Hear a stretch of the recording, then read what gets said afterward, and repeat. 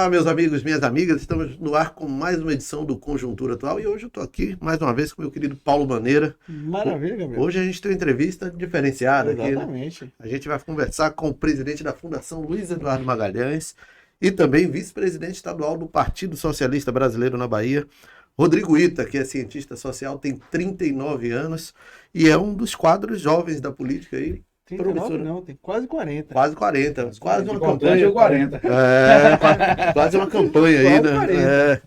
Entrevista de peso. Peso tem.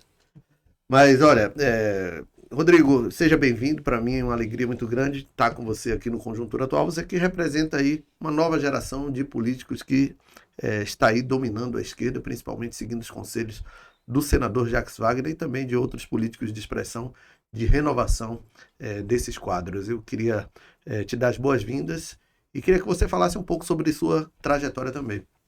Obrigado, Paulo. Ótimo estar aqui com você, com o Gabriel, dois amigos, dois também competentes jornalistas, marqueteiros e que estão na política também, do outro lado da Câmara, né? Digamos assim, mas que também com muito sucesso na trajetória de vocês.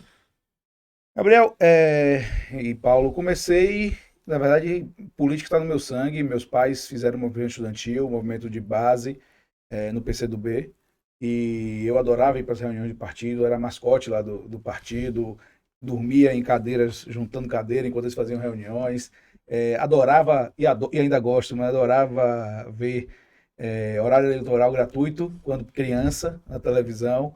Então é uma coisa que eu sempre tive envolvido no meio, sempre gostei. Fui para o Grêmio no 2 de julho, onde estudei, no Colégio 2 de julho fizemos o Grêmio, disputamos o Grêmio, ganhamos o Grêmio no período. Entrei na Faculdade de Ciência Política, né, Ciências Sociais, na UFBA, e que no meio do semestre, no quinto semestre, no meio do curso, você decide qual a formação, né, política, sociologia ou antropologia, escolhi política, e me formei lá na UFBA. Também disputamos DA, fiz parte de chapa de DCE, esse movimento do estudantil que a gente sempre fez. E em 2004, eu me filiei ao PSB, desde 2004 sou filiado ao PSB, ano que vem completa 20 anos de filiado, meu único partido. Coordenei na área de juventude a campanha de Lídice, quando ela foi candidata a prefeito naquele período, e aí virei assessor do mandato dela como office boy, assim que eu entrei, porque na verdade fiz filha cedo, engravidei, Duda, minha filha mais velha, com 19 anos, completando 20, e queria trabalhar, mas não queria deixar de cursar a faculdade, e consegui essa oportunidade de ser office boy no mandato da então deputada estadual Lídice da Mata, e de lá para cá fui galgando espaços, crescendo, pedi logo na sequência, quando a gente ganhou o governo De Wagner, Wagner. Que todo mundo, há muito tempo, a esquerda fora do governo queria ir para o governo, né? Aí me perguntaram o que você quer fazer, eu falei, eu quero ficar no mandato. Foi a janela de oportunidade. Eu via muita gente reclamando que Lídice era uma política muito voltada para Salvador. Eu falei, eu quero ficar no mandato, quero coordenar, porque eu queria coordenar em Salvador e não ter chance. Eu quero coordenar a política do interior. Aí ela me deu essa oportunidade, Mecenas saiu, Mecenas que articulava isso no mandato dela, foi para Baiatu, essa época, e eu comecei a coordenar o mandato no interior. Depois de 2 anos eu falei, não, eu preciso de uma experiência real no interior do estado, e fui chefiar o gabinete da prefeitura de Andaraí, prefeitura essa que a gente não perdeu desde lá para cá, desde 2008 para cá, nós ganhamos todas as eleições lá em Andaraí, é uma cidade que a gente tem muita força, com o nosso prefeito Wilson, nosso líder Wilson. Então, chefiei o gabinete lá, fiquei 1 ano lá, entendendo a realidade local, entendendo como é a política do interior, que não difere muito de Salvador não, mas eu precisava ver, né, a experiência na prática, morei 1 ano. Depois voltei, já com Lídice, candidato a deputado federal, a gente seguiu, né? E você tem uma vasta experiência administrativa também, né? Já, apesar da pouca idade, já tem um acúmulo muito grande, né? Sim, depois, isso. Eu chefiei a prefeitura de Andaraí, quando cheguei em 2014, fui candidato. Quando o Lídice foi candidato ao governo, resolvi ser candidato a deputado estadual, uma loucura na época, com a cara e com a coragem, mas deu certo, né? Chegamos na primeira suplência do partido, segunda suplência da coligação, tive 15 mil votos, e aí foi aí neste momento que eu fui para o governo de Rui Costa. No governo de Wagner não participei, fui para o governo de Rui Costa, como superintendente da Defesa Civil do Estado, de Proteção e Defesa Civil do Estado, que aí o cargo, além da Prefeitura de Andaraí, cargo executivo. fui ser chefe de gabinete, passados 2 anos a gente entrou na Secretaria de Ciência e Tecnologia, fui ser chefe de gabinete da Secretaria de Ciência, Tecnologia e Inovação do Estado. Passado mais um ano, me tornei secretário e em 2019 eu fui para a FLEM, onde estou até hoje fazendo esse trabalho. Olha aí, a gente fez a parte boa, né? A parte de amaciar. Agora Paulo vai apertar aí, vai entrar na política, né? Eu quero entender um pouquinho como é este perfil trabalhar com leads que você vem desde lá da Bela Prefeita. Como é que funcionou isso para você? Candidatura, né, prefeito? Venderam a candidatura primeiro. Quando eu era prefeito, eu corria no corredor. Como é que é para você viver esse momento, ter isso, esse aprendizado que você tem com a deputada? Não, é maravilhoso. Eu falo sempre a meus amigos, você está na política, porque o bom de fazer política é quando você não precisa da política, né? Eu acho que você consegue fazer melhor, mais solto, você tem suas próprias ideias, você não precisa estar salarialmente na política. É a melhor maneira de se fazer política. Mas eu tenho a sorte da minha história política ter encontrado com Delites, que é uma pessoa que eu acredito, quem eu confio, com quem ela também divide muitas das decisões.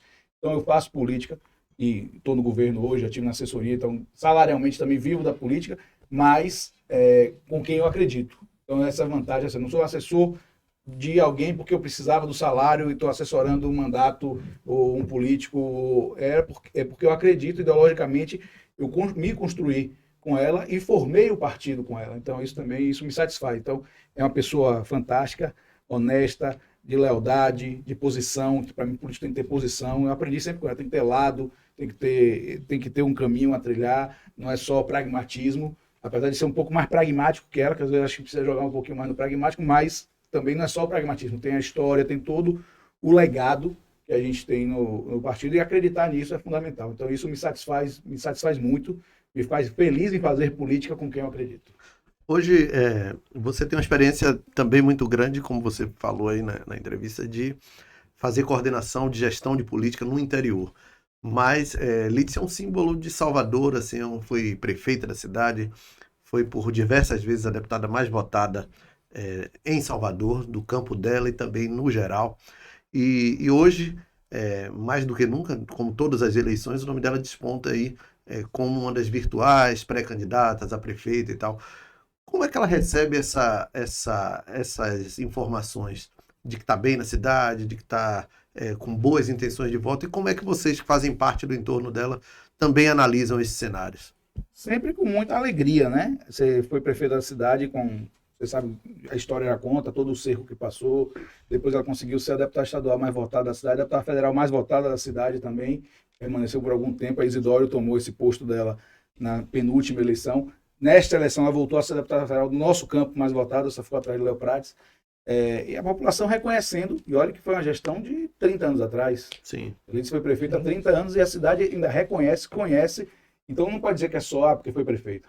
Não é isso, é porque ela circula bem na cidade, ela sabe o que é a necessidade da cidade, ela defende a cidade. Tem ex-prefeito que veio depois dela e não enche a Câmara Municipal na audiência pública. Né? É verdade. Não, e isso é impressionante. O carinho que ela anda, sai no carnaval com amigos, não tem segurança, não tem nada disso, as pessoas reconhecem, falam, até quem não gosta também não hostiliza. Sim. Ela tem essa relação com a cidade muito forte. Culturalmente, ela investe muito as emendas dela aqui na cidade, coloca em Salvador. Esse é o ponto de partida mesmo. Metade da eleição de Lídice hoje é de Salvador, né? Então, é um ponto de partida muito forte. E essa relação, ela tem muito forte com a cidade. Eu diria que Lídice, guardando as proporções, mas acho que até nesse sentido, ela só Antônio Carlos Magalhães teve mais a baianidade soteropolitana do que Lídice na política. Eu diria isso. Só chegou a ser governador. Isso, mas essa baianidade que é o recôncavo para cá, porque acho que a Bahia às vezes esquece do seu sertão como um todo, essa parte do turismo, essa parte da baianidade, o que veste a baianidade. Quando você vai, o que é a Bahia, o recôncavo, a praia, pronto, Lídice veste muito bem essa baianidade, acho que só fica atrás de Antônio Carlos Magalhães, o original já falecido nisso aí, mas ela tem essa baianidade enraizada nela e é por isso que as pessoas continuam votando nela, ela avança na idade, mas as ideias continuam jovens, isso é importante. Então ela defende ideias jovens, ideias modernas. Então isso vai adaptando um pouco do que ela teve de história com o que a cidade precisa para o futuro e ela sabe tratar isso. Além de Lídice, o PSB montou uma estrutura partidária muito boa. Tanto que para eleição de prefeito, sondou-se Silvio Humberto, não é isso? Maurício Trindade e Lídice. os 3 nomes. Assim, Zé Trindade. Zé Trindade e Lídice. Então, assim, você tem três grandes nomes dentro desse processo do partido. Porém, o conselho político do governo, a base do governador, não dá muito valor a isso. Zé Trindade ficou um tempinho, foi rechaçado dessa corrida eleitoral. Assim.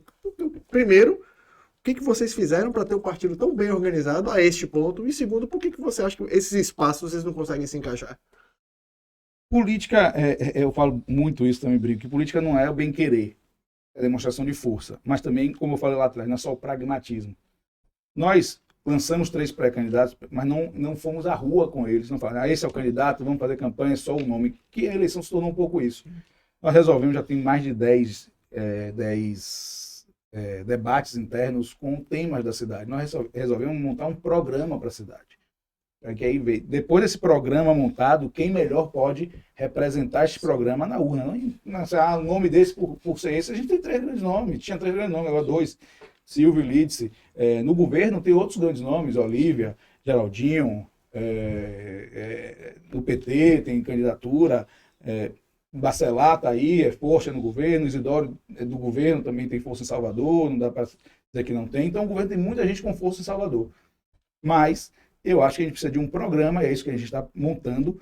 Eu volto a dizer, não dá para a gente apenas dizer que quer ganhar porque do outro lado é o pupilo de ACM Neto, que é Bruno. Não tem ganhar porque Bruno errou aonde? Onde é que a cidade precisa avançar? Onde é que ele faltou? A gente tem que entender isso, debater isso, dizer onde acertou, onde a gente pode melhorar o que ele acertou. Então esse é tem que montar um programa. Aí do programa sai um candidato. Eu acho que depois sai um candidato que melhor pode representar este programa. E o que é que está faltando hoje em Salvador, já que você levantou a bola aí? O que é que Salvador está precisando? Tem muita carência, né? Tem tanto de emprego, vocês vê, economicamente Salvador caiu, né? Tá atrás com pouco emprego formal. Acho que a gente glamourizou os empreendedores demais. Tá muito glamour numa área que não é de empreendedor. Porque empreender, tudo bem, bacana, tem muita gente que empreende, mas tem muita gente que está fazendo renda e as pessoas fingindo que é empreendimento, que é empreender. Sim.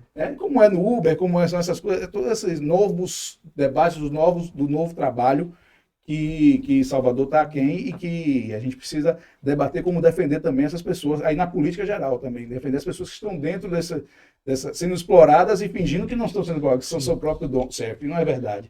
Né? Então, esse movimento é um movimento nacional de legislação que eu acho que a gente tem que fazer.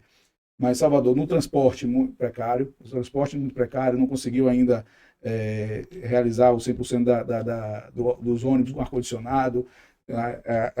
Urbanicamente também tem muito problema de asfalto, a mobilidade é grande, o BRT que liga nada a coisa nenhuma está ali para construir os viadutos, é isso mesmo? Os viadutos melhorou tanto o trânsito assim ou não? Vocês estão pensando mais a cidade para o veículo do que para o passageiro, né? Tem, há muito tempo que você pensa a cidade muito mais para o veículo do que para o passageiro, porque as pessoas que andam na cidade. Salvador é uma cidade difícil de andar. Né? Você não é uma cidade. Você vai no Rio de Janeiro, você vai em São Paulo, você consegue fazer coisas nas quadras. Salvador não é planejada para isso. Sim. Essa nova. Está fazendo uma obra na Orla ali, e eu vi que tem você não tem quadras. Você está fazendo, pelo que eu estou reparando, a obra da Orla, você tem lá em cima, em Patamares. Vai ser uma parte gigante com pouca quadra, pouco recuo, pouco lugar para os pedestres poderem virar a rua. Vai ter que fazer voltas muito grandes, porque vão subir edifícios ali, né? Então, mas tem muitos problemas de planejamento mesmo na gestão em Salvador. Você falou dos problemas. O que você enxerga como solução para Salvador? Qual é a solução para salvar Salvador? Cuidar da gente, das pessoas, principalmente das pessoas. Acho que primeiro, você tem que cuidar das pessoas de Salvador, gerar uma cidade economicamente mais forte, mais pujante, da gente ter carteira assinada, mais trabalho, priorizar o transporte público em detrimento do transporte de carros, fazer com que as pessoas andem para a cidade, caminhem para a cidade, vivam a cidade, né? E poder explorar o que a gente tem de melhor. Acho que também desenvolver economicamente com a economia criativa, com cultura, com o próprio turismo, né? Com o turismo, que é a vocação daqui, os serviços daqui, que é a vocação de Salvador, e tentar achar outras maneiras econômicas de empreender assim com mais seriedade, e não sendo, volto a dizer, não fazendo aquele de ser patrão de si mesmo quando não é verdade. mas ter novas formas econômicas de você tratar isso. Acho que a economia criativa pode trazer isso bem amarrada e sem ser explorado, né? O PSB de Salvador, ele tem um problema bom, que o que o Paulo falou, tem três, agora dois, né, mas tinha três grandes candidatos à prefeitura, todos três qualificados dentro de sua particularidade, né? Lídice como ex-prefeita, como uma conhecedora nata da cidade, Silvio Humberto também como um representante do movimento negro que conhece as dores desse tipo de público para a cidade também, e o Zé Trindade tem uma experiência administrativa interessante. Mas como é que está o partido se preparando para montar a chapa de vereador? Porque tem uma bancada de vereadores também importante. O partido chegou a ter dois, por certas vezes já teve três lá atrás, e hoje tem um só. Como é que está hoje o PSB se planejando para vir forte nessa eleição proporcional? Historicamente, o partido tem uma base de fazer 2 vereadores, historicamente. Com a candidatura, possível que faça mais, se a gente montar uma chapa melhor, acho que já estamos montando uma chapa hoje, e você está falando isso um ano antes da eleição, você tem até abril para trazer mais gente e julho para definir a chapa. Então, hoje nós já temos, o que a gente tem hoje, que a gente está articulando, planejando e montando, já tem uma chapa melhor do que as das últimas eleições. Das 2 últimas que a gente só fez um. 2020 foi um ano muito difícil, né? As 2 eleições, então em 2020 e 2016 nós fizemos 30 e poucos mil votos na cidade. E só possibilitou a gente eleger um. E na eleição de deputado a gente faz uma votação muito maior, com a votação de líderes. A gente tem um público que vota no PSB que tem que transformar isso também para votar na eleição proporcional em Salvador. Então acho que esse é a estratégia. Nós já estamos com a chapa, volto a dizer, hoje com metade da chapa pronta. A gente já tem metade da chapa pronta. Já está melhor do que as 2 chapas, as 2 últimas chapas. Acho que esse é o caminho que a gente completar essa chapa. Está acontecendo uma campanha para ser candidato ainda, né? Então, na verdade, as pessoas estão querendo ser candidato, se colocando, porque exatamente. O número de vagas vai ser muito menor agora. Isso é bom para os partidos, né? Vai qualificar, né? Qualifica, você pode debater, assim, é um jogo bom para o partido. Acho que a ideia realmente, quando você diminui o número, é para diminuir também os partidos menores. Sim. E está sendo bacana, todo mundo procurando, a gente vai fazer debates internos, quem poderá ser candidato, quem não poderá, quais são os critérios, tudo isso vai ser analisado pela Executiva Municipal, mas eu acho que está sendo procurado, esse negócio da federação também, ter 3 partidos dentro de um, tem muita gente que não vai poder ser candidato lá, que quer migrar de partido para poder ser candidato, que naturalmente é bom para a gente, então tem todo esse processo. Essa é uma eleição que, diferente da de deputado, ela melhora para os partidos que não se federaram, como o PSB. O PSB foi muito prejudicado por não ter ficado dentro da federação, diminuiu a bancada federal e tal, mas agora tem uma margem para negociar, tá melhor, né? Assim, como dirigente partidário tá mais fácil gerir essa eleição. Tá mais independente, né? Essa é a vantagem de de ficado fora. Na época eu achava que a gente devia ter entrado, porque eu analiso uma eleição por eleição, até porque as regras sempre mudam. Se não mudar essa, já é uma vantagem. Aí a gente vai ter de verdade uma vantagem. Tá fechando agora, acho que não pode mudar mais, né? Até dia 6. Até dia 6. Então, se não mudando, já é uma grande que não passe nada, né? vantagem. Se o Senado segurar, já foi, né? Na eleição passada, eu era a favor que a gente entrasse na federação, justamente por isso. A gente tinha 30 deputados, reduziu para 14, estando fora da federação. Na federação, a gente ia fazer 20 e poucos, nas contas que eu faço, assim, rapidamente. Mas também não acho que foi importante e o PSB se posicionou. Isso não, nós somos partidos, nós não precisamos estar na federação para continuar partido. E ressaltar essa independência com as nossas ideias é importante também. Não dá para ser o monopólio da esquerda estar com um partido só, né? Com as ideias. Então nós temos ideias de centro-esquerda, tem o PT também, que a gente é coligado aqui na Bahia, mas compreende o movimento nacional de dizer, não dá para o PT mandar onde nós podemos ter ou não candidato. Se você pegar São Paulo, na Bahia tudo bem, a gente tem uma relação muito tranquila, acho que aqui não teria choque, ou quase nenhum choque. Mas como é que você vai pegar lá São Paulo, Recife, onde o PT e o PSB disputaram muito, nós temos mais prefeitos que o PT, e o PT vai dizer que é o nosso prefeito, era essa a tese. Como é que você pode... Então isso não dava para fazer. Então acho que o partido acabou acertando nesse processo, e agora a gente vem para uma eleição mais tranquila, sem passar esses desgastes que ainda o pessoal da federação vai ter que passar aí dentro dessa conversa com PT, PV, PCdoB. Aqui na Bahia tem alguma cidade que vocês não abrem mão de ter candidato? Como você falou, Andaraí? Andaraí é natural, um processo natural. Você acredita que o grupo do governador todo mundo vai ter que apoiar lá e vai junto? Vai junto. Andaraí, o prefeito, inclusive, é um cabo eleitoral fortíssimo, o governador. Lá é tranquilo. Nas cidades maiores, a gente tem Irecê, que a gente vai para a Associação de Elmo, né? É um bem avaliado, muito bem avaliado, fez historicamente a campanha dele pelo 40, então é um lugar que a gente acha que devemos disputar para ganhar novamente. Nós temos também, tá se colocando em Brumado, Guilherme Bonfim, seu candidato do governo também em Brumado, filiado ao PSB. Então, nós temos algumas cidades de porte maior e a reeleição e sucessão dos nossos prefeitos atuais, isso é a prioridade. O que vai acontecer com essa, a estica um, ganha outro, perde um, outro vem. Esse é o processo que está sendo desenhado e o Conselho Político começou a se reunir nesse sentido. Está funcionando desse jeito. Está instalado, teve algumas reuniões e teve reunião geral com todos para o posicionamento do governador, onde o governador vai, por que vai, onde não vai, que é uma força política importante na eleição, subir no palanque, chegar, e o governador, acho que acertadamente, está decidido que na eleição ele vai para onde, com quem apoiou ele. Isso não significa que os partidos não possam trazer outros que não apoiaram ele, mas ele tem uma posição clara, que eu acho bacana, é porque geralmente a reeleição é um processo mais fácil. A gente ajuda quem nos ajudou no processo mais difícil, é bom, acho que até os outros respeitam quando vierem entender que tem a relação direta, compreender esse jogo. E os partidos vão crescendo e a gente vai tentar crescer a nossa maneira, sem atropelar ninguém, principalmente sem atropelar a base.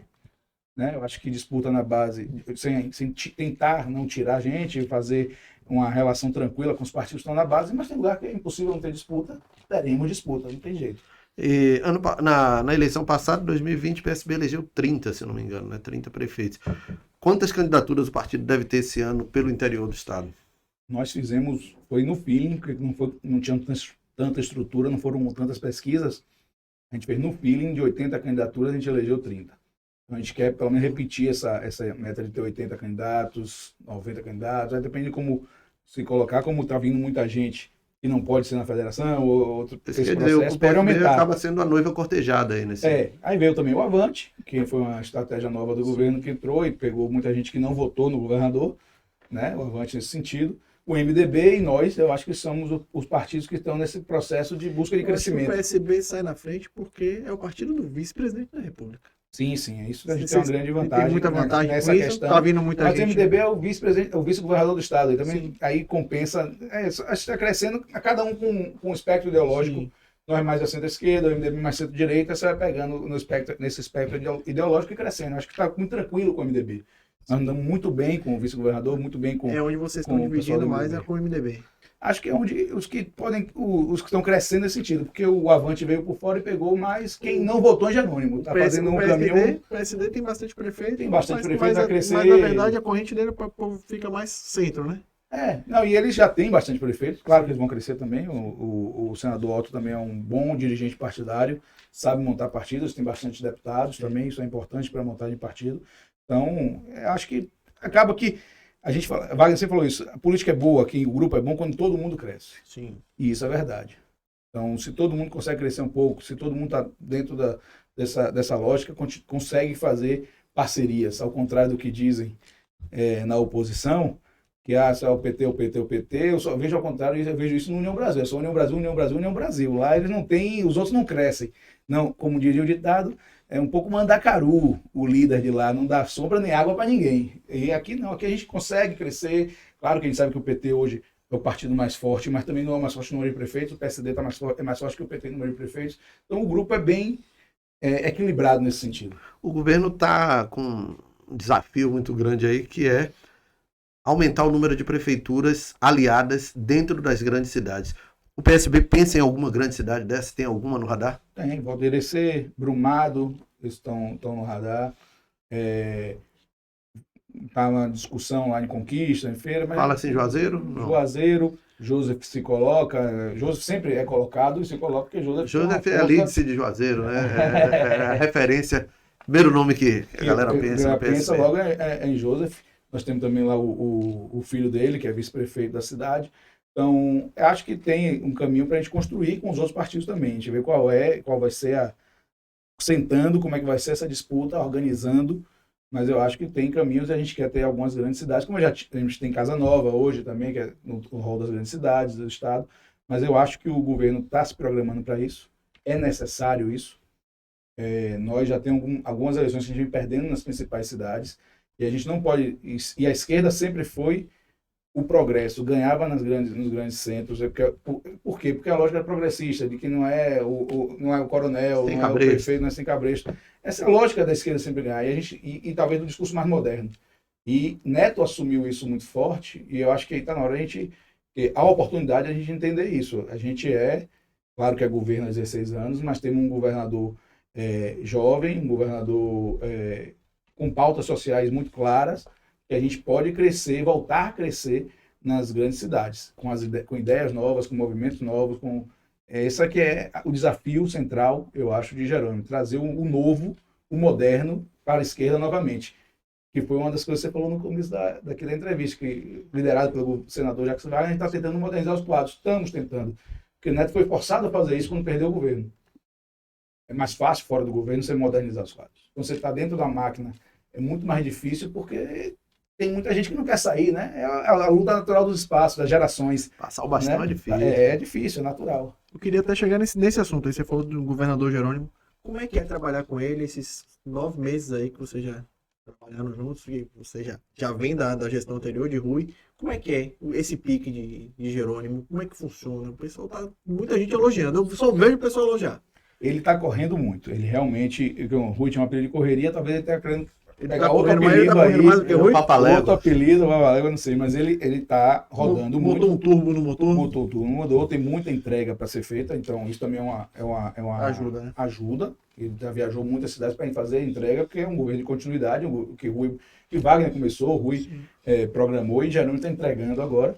Então isso é bom, você vai visitando as cidades, vai ouvir. Ele ouve muito, Jerônimo conversa muito, é muito simpático no trato, na relação, então as pessoas vão a ele com mais tranquilidade, falam com ele perde mais tempo, né, com as pessoas do que Rui ficava, ouvindo, conversando, é simpático.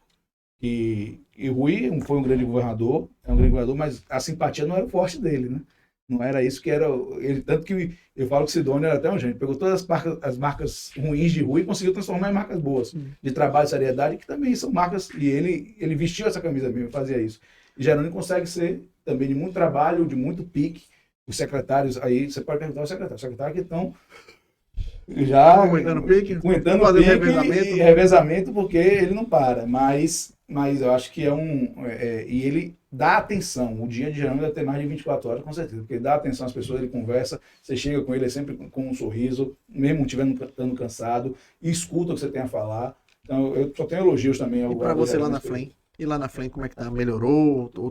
Os projetos são os mesmos? Não, como é que tem algumas coisas novas, tem um carinho especial, ele foi presidente do Conselho da Flem, então ele conhece a Flem melhor até do que o governador Rui conhecia, como funciona, e estamos tentando emplacar alguns projetos, acho que vem novidade por aí esse ano. Fala nisso, eu queria que a gente explicasse para quem está nos assistindo aí o que é a Fundação Flem, né? Que tipo de projeto ela toca e como é que isso chega na sociedade, que a gente às vezes ouve falar muito Flem para lá, Flem para cá, mas não sabe exatamente que tipo de projeto ela toca. A Flem é uma fundação pública de direito privado hoje, é o que a PGE, o tribunal entende, compreende. Ela nasceu pública, tem o estatuto privado, então ela não está nos moldes das diretas e indiretas do governo. Ela tem menos burocracia e ela é uma modernizadora do Estado.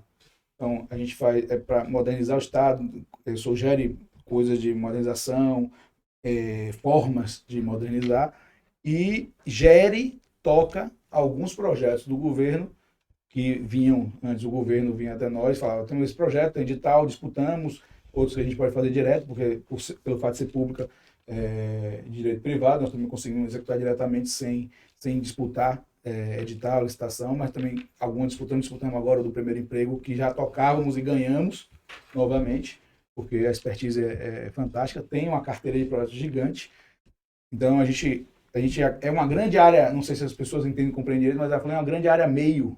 Ela dá uma agilidade mais agilidade ao Estado, né? Mais agilidade.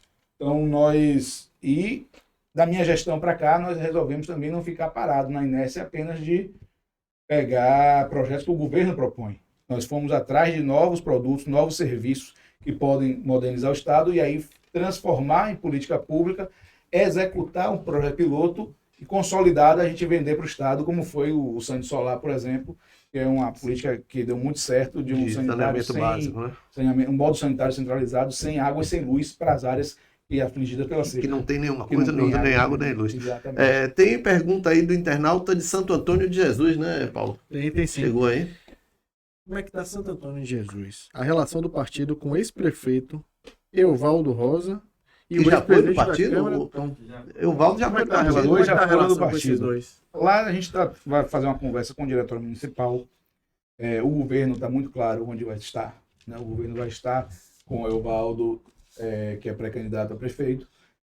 Nós temos uma pré-candidatura de um membro do partido lá, doutor Everaldo, que foi candidato a deputado estadual, ou seja, quando a gente precisou dele, a gente contou com ele, mas também tivemos uma candidatura de Juliana, que teve mais votos na cidade do que o próprio doutor Everaldo, que é uma menina nova, também com garra, com pique, com força. Então nós vamos discutir com ela. Ela quer priorizar a chapa de vereadores e acha que devemos ir no mesmo caminho que o governo.